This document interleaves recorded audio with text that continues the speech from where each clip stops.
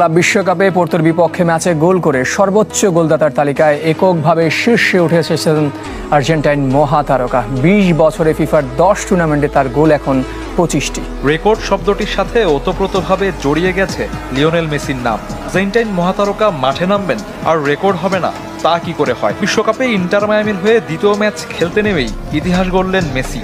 পোর্তোর বিপক্ষে গোল করে বনে গেছেন ফিফা টুর্নামেন্টে সর্বোচ্চ গোলদাতা। আগেও শীর্ষে ছিলেন, তবে সেটা যৌথভাবে। তখন ব্রাজিলিয়ান কিংবদন্তি মার্তার সমান ২৪ গোল ছিল তার। এবার চূড়ায় উঠলেন এককভাবে। নারী পুরুষ মিলিয়ে সর্বোচ্চ গোলদাতাদের তালিকায় মেসি আর মার্তার পরেই আছেন রোনালদিনিও।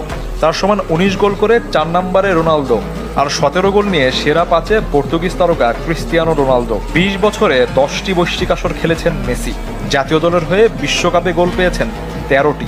অনূর্ধ্ব ২০ আর ক্লাব বিশ্বকাপে সমান ৬টি করে গোল তার। চলমান ক্লাব বিশ্বকাপে আরও ম্যাচ খেলার সুযোগ আছে মেসির। সম্ভাবনা আছে আর্জেন্টিনা জার্সিতে বিশ্বকাপ খেলারও। এক্ষেত্রে গোল সংখ্যাটা আরও বাড়তে পারে কিংবদন্তি এই ফুটবলারের। ক্লাব বিশ্বকাপে আরও রেকর্ড গড়েছেন মেসি। ইতিহাসের প্রথম ফুটবলার হিসেবে ১,২৫০ গোলে কন্ট্রিবিউশন তার। ফ্রিকিকে গোল করে আছেন সেরা ৩-এ। পোর্তো ম্যাচে এটি তার ৬৮তম ফ্রিকিকের গোল। তার আগে ৭৭ গোলে শীর্ষে পার্নাম্বুকানো।